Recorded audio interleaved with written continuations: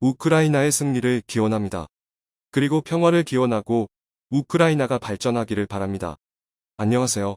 최근 우크라이나 전장에서 긍정적인 소식이 들려오고 있습니다. 우크라이나 국방부는 개전 후 한 달 가까이 반포위 상태에 놓여있던 수도 키이우에서 러시아군을 80km 이상 완전히 몰아냈다는 소식을 전했습니다. 젤렌스키 대통령 역시 키이우뿐만 아니라 하르키우, 돈바스 등 남부 지역에서 러시아군을 상당수 몰아냈다며 그들은 병력과 물자가 부족해 후퇴하고 전열을 가다듬고 있다고 말했습니다. 그런데 국제사회의 연이은 제재로 작전 수행에 어려움을 겪는 러시아를 노리고 있는 국가가 있습니다. 바로 일본입니다. 일본은 2차 세계대전 당시 러시아와 정면으로 충돌한 적이 있었고 러시아에게 승리하긴 했지만 연합국에게 패배하며 일본이 점령한 모든 영토를 포기했습니다. 이 과정에서 샌프란시스코 강화 조약에 의해 일본은 쿠릴열도 전체에 대한 일체의 권리를 포기했고 소련의 쿠릴열도에 대한 영유권이 얄타 회담을 통해 세계적으로 인정받아 현재는 러시아가 쿠릴열도를 실효지배하고 있는 상황입니다. 하지만 일본은 과거의 욕심을 버리지 않고 지속적으로 러시아를 향해 쿠릴열도를 반환하라 요청하고 있습니다. 그런데 최근 우크라이나 사태로 인해 일본에게는 절호의 기회가 찾아왔습니다. 러시아군이 우크라이나에서 국력을 소진한 틈을 타 러시아가 실효지배하는 쿠릴열도를 다시 빼앗으려는 상황입니다. 일본은 쿠릴열도 접경지역에 해상자위대 병력과 강습 상륙함 부대를 새롭게 배치하여 과거 영토에 대한 야욕을 드러내고 있는데요. 하지만 이를 눈치챈 러시아에서 쿠릴열도 지역에 3,000명의 병력을 배치하고 핵무기를 탑재 가능한 미사일 부대를 배치하는 등 러시아와 일본이 정면으로 충돌할 것인지에 대한 군사적 긴장감이 고조되고 있습니다. 일본에선 현재의 러시아는 21세기 들어 가장 약해진 상태라며 옛 영토를 회복할 절호의 기회라고 판단하고 있어 이번 기회를 놓친다면 영토 회복이 영원히 불가능하다는 의견이 나오고 있습니다. 러시아와 일본의 정면 충돌이 한반도 정세에 어떤 영향을 가져오게 될지 자세히 알아보겠습니다. 최근 우크라이나 전쟁으로 한창 바쁜 러시아군이지만 러시아 국방장관이 2주 넘게 공식 석상에서 자취를 감추고 있어 전 세계가 그의 행방에 주목하고 있습니다. 러시아 국방부 장관의 보좌관은 우크라이나 침공이 완전히 실패했다고 책임을 물겠다는 푸틴의 호통에 러시아 국방장관은 급성 심근경색이 발생해 현재 치료 중이라고 전했습니다. 하지만 러시아 정부와 언론에서는 이를 강력히 부인하며 쇼이구 국방장관이 바쁘고 일이 많아 언론 활동에 적극적이지 않다고 해명했습니다. 국방장관의 건강이 안 좋다는 사실이 알려지면 러시아군의 사기가 떨어지고 우크라이나군의 사기가 올라갈 것을 우려한 해명으로 보이는데요. 러시아군의 병력과 물자 손실이 상상을 초월하는 지금 미국 정보당국은 러시아의 군수물자 피해를 추산한 결과 전체 국방력의 3분의 2가 소모됐다고 분석했습니다. 특히 탱크와 장갑차 등 기갑전력은 70% 이상 파괴되거나 작전 수행이 불가능한 수준이며 전투기를 비롯한 항공전력도 30% 이상 손실이 난 것으로 확인했습니다.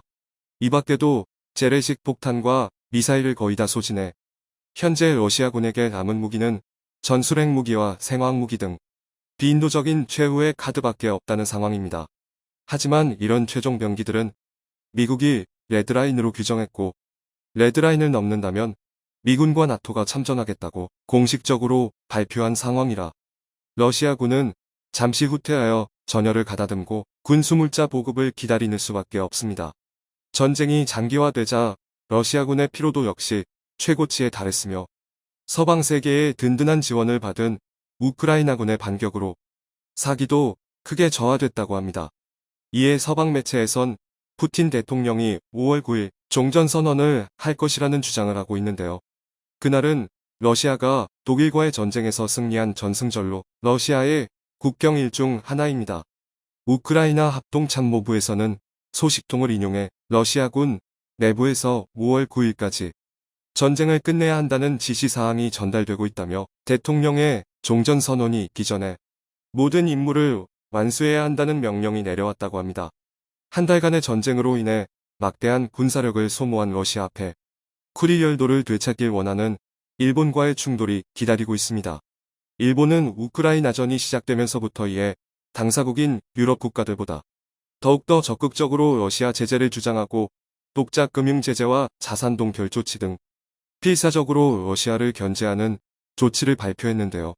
이는 일본이 진정으로 우크라이나를 위한다기보다는 러시아의 힘을 빼놓은 뒤 영토 분쟁 지역인 쿠릴열도를 한 번에 삼키려는 속셈이었습니다. 일본의 이런 속셈을 눈치챈 러시아 측은 일본과 진행하던 평화조약 협상을 즉각적으로 중단했습니다. 이에 일본 정부는 러시아 측의 일방적인 협상 중단을 결코 수용할 수 없다고 밝히며 매우 부당한 조치라고 반박했습니다. 하지만 러시아 측은 일본이 명백하게 러시아에 대한 적대적인 입장을 견지하고 러시아 영토에 대한 침략 의지를 드러내는 상황에 평화조약은 더 이상 무의미하다고 주장하고 있습니다. 이어서 러시아 외무부는 쿠릴열도에 대한 무비자 협정과 양국 경제활동 협정 등 일본과 러시아가 공동으로 진행해오던 모든 프로젝트를 파기한다고 밝혔습니다. 일본은 쿠릴열도를 되찾기 위해 오랜 기간 러시아를 만나 공을 들여왔습니다. 아베는 푸틴을 30차례 가까이 만나 일본이 쿠릴열도에 대해 경제적 투자를 할 테니 전면적으로 개방해달라 요구하는 등 경제적으로 종속시키기 위한 노력을 해왔습니다. 일본은 쿠릴열도에서 2천억엔 우리 돈 2조 원이 넘는 경제협력을 하고 있었으며 평화조약을 통해 영유권 문제 해결과 경제를 동시에 잡으려 한 것입니다. 하지만 일본에게 돌아온 것은 핵미사일 기지였습니다. 러시아는 쿠릴열도에 언제든 핵탑재가 가능한 탄도미사일 부대를 배치하고 3,000명 이상의 상비군을 배치하는 등 무력 충돌에 대비하고 있습니다. 러시아 동부군 공보실 측은 쿠릴열도 지역을 사수하기 위한 포병과 미사일 등 군수장비를 재배치하고 적군의 해상 상륙작전을 가정해 군사훈련을 진행했다고 밝혔습니다. 이어서 접근하는 적의 군함을 격침시키기 위한 해안경비 미사일 시스템도 배치했다고 전했습니다. 이어서 러시아군의 최신식 전투기 수호이 35를 실전 투입했으며 러시아군은 초대형 폭격기까지 이착륙이 가능한 군사 전용 비행장도 건설하고 있는 것으로 알려졌습니다. 이에 일본에서도 지지 않고 인근 지역에 해상 자위대를 배치해 강습 상륙 훈련을 진행하고 있는 것으로 확인되었습니다. 러시아와 일본의 군사적 충돌이 발생한다면 한국으로서는 경제적으로 큰 이익이 발생할 수밖에 없습니다. 일반적으로 군사 충돌을 통해 발생하는 이익은 도덕적으로 문제의식을 가져야 하지만 일본의 경우는 해당 사항이 없습니다. 일본이 지금처럼 발전할 수 있었던 이유로 6.25를 통해 한국에 물자를 보급하면서 막대한 이익을 받기 때문입니다. 일본은 러시아군이 힘 빠진 줄 알고 쿠릴열도 인근에서 무력 시위를 감행했으나 러시아 동부군은 건재했으며 오히려 일본 머리 위에 핵탑재가 가능한 미사일 기지만 늘린 꼴이 되었습니다. 이어서 북한의 새로운 ICBM 발사도 일본을 크게 당황시키고 있습니다. 북한이 발사한 ICBM이 동해에 일본 이즈네부에 낙하했기 때문입니다. 홋카이도 서쪽 150km에 낙하한 북한의 대륙간 탄도미사일에 일본은 즉각적으로 규탄 성명을 내고 있습니다. 비행거리만 1100km의 비행고도 6000km를 기록해 완성형 대륙간 타도미사일이 되었다는 분석입니다. 북한이 미사일을 날릴 때마다 일본형의 근처에 낙하하기 때문에 일본은 이를 이용해서도 군사력을 증강하려는 계획을 세우고 있습니다. 북한 도발이 있을 때마다 일본 내부적으로 평화헌법을 개정하여 적기지 공격 능력을 확보하자는 여론이 우세하며 해외 침략 가능한 군대를 보유하려는 계획을 세우고 있습니다. 일본이 자국을 향한 위협을 기회로 바꾸어 침략의 야욕을 드러내는 가운데 미국은 아직까지 러시아와 교류하는 국가들인 인도와 중국을 겨냥해 세컨더리 제재 카드를 꺼내들었습니다. 백악관은 러시아 정부와 거래하는 기업이나 러시아 기업과 거래하는 제3국의 기업들도 제재 대상이 될 수 있다며 엄포를 놓았습니다. 이는 중국과 인도를 겨냥한 방안으로 서방 세계의 제재를 받는 러시아는 중국과 인도와 교류를 늘리고 있습니다. 러시아는 중국의 30년간 천연가스를 도입하는 계약을 맺었고, 인도와도 천연가스를 장기간에 걸쳐 저렴하게 공급하는 계약을 맺었습니다. 이 밖에도 서방의 제재를 우회해 중국과 인도에서 각종 물자와 수입품을 공급하고 있었지만 세컨더리 보이콧이 실행되는 즉시 이 모든 방법이 막히게 됩니다.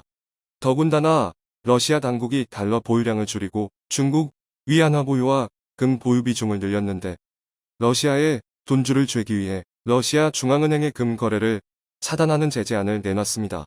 벨기에 브뤼셀 나토 본부에서 G7과 유럽연합의 정상들이 모두 모여 러시아의 G20 퇴출 방안에 목소리를 모았습니다. 러시아에 대한 제재가 더욱더 강해지자 러시아 편을 들던 중국마저도 러시아를 손절하는 것이 포착되고 있습니다. 천강 중국 대사는 러시아와의 협력도 끝이 보인다며 러시아가 국제사회의 규범을 준수하지 않을수록 중국도 러시아를 감싸기 어려운 한계에 봉착한다고 말했습니다. 이어서 중국의 시노팩을 비롯한 다양한 전자업체들도 러시아에서 사업을 철수하며 중국으로 돌아가고 있습니다. 서방 세계가 전부 철수한 러시아에서 중국의 기업들이 대안과 희망으로 떠올랐지만 러시아 루블화의 가치 폭락과 글로벌 제재로 인해 러시아에서 사업을 하면 할수록 손해를 보게 되어 더 이상 의료 사업을 하기도 어려운 지경이 되었다는 것입니다. 인도 역시 러시아를 손절하는 태도를 보이고 있습니다. 인도는 러시아산 무기를 세계에서 제일 많이 수입하며 러시아와 끈끈한 군사협력을 자랑하는 국가입니다. 이런 상황에서 러시아 제재에 동참하면 인도 국방력에 공백이 발생한다는 우려에서 러시아 편을 들고 있었지만 국제사회의 지속된 압박으로 인해 더 이상 러시아 편을 들어주게 어렵다는 판단입니다.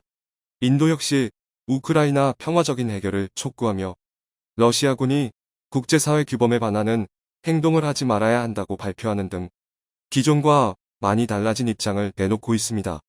러시아의 위성국을 자처하던 벨라루스 역시 마찬가지입니다. 벨라루스 국민들은 러시아로 보급되는 철기를 파괴하며 러시아의 군사작전을 막고 있습니다. 그동안 러시아 편을 들던 중국, 인도, 벨라루스마저 러시아를 손절하며 러시아가 얼마나 더 버틸지 궁금해지는 상황입니다. 청중의 일부 의견. 우크라이나에 당한 것을 일본에게 화풀이 할 수도 있을 듯. 화풀이 제대로 성공하면 푸틴 자신도 살 수 있다고 느낄 수 있을 듯. 일본이 정책의 실패 추락을 만회하려 한국에서의 전쟁을 획책하고 선전하였다. 그런데 그 전쟁터가 일본이 되면 어찌 될까 참 모를 게 세상사이다. 러시아가 우수 리스크를 잃게 될 확률이 높아지는 것 같습니다. 힘이 빠진 러시아 땅을 누군가는 노리게 되겠지요. 기회가 될지 지옥이 될지 그건 모르는 상황입니다. 특히 러시아 군인들이 박에 받쳐 있는데 일본이 이길 수 없다는 현실입니다.